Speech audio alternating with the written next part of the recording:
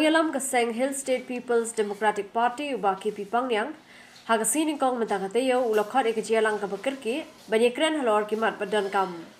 Iakren bigla patai kubor hadim belawai jingialang Bah KP Pangniang ulai thu bakawai ni kimat ki bak Hspdp ka iakren hakani jingialang kalau halor ka jinglong jingman ka suk kasai nya Jylla hakini gisi beradap da ka bapin pau bak jingja sya siat yap ubah cheris feel thank you kani ke ka baklam la ban community.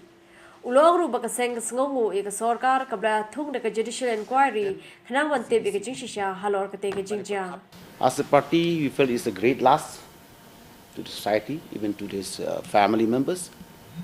But we are very regret that this incident took place, which is not expected by each and every body or section of the society.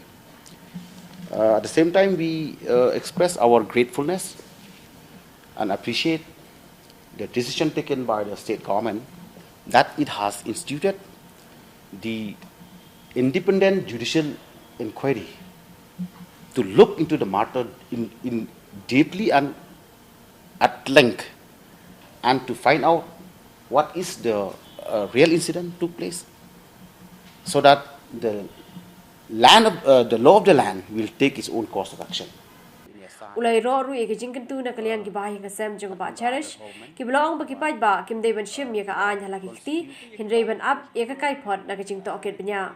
At the same time, we would like to appreciate and to place on record, the statement made by the brothers and family members of the so-called deceased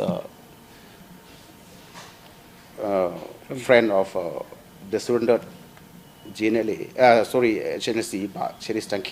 family, because he expressed that he really appreciate the step taken by the government to institute this independent judicial inquiry, so that they will get the justice from the incident took place in these few days back.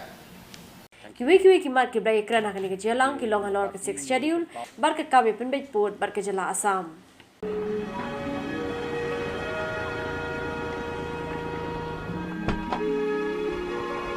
Nah, kamay mtasi. Kam biang phi. Belayu. Pi so diaw ba. Kadao ko lang ba ngampat sim ketika ya dah COVID-19 te. Kadao ki brio ki smo atatin te ban ki ka taksi jonga. Dia boleh pa pemle chemeta injek eta.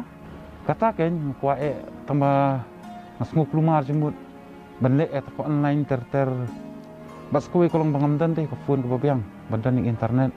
Hentip sa baka Sorkar kalau sedang banai tika kan dan kamban bukupa. Pisulai bed padang tuang tu penyoy ka. Syase. Ha. Pisulai bed akan kuno ke caka injek akan kuno sini baki ai.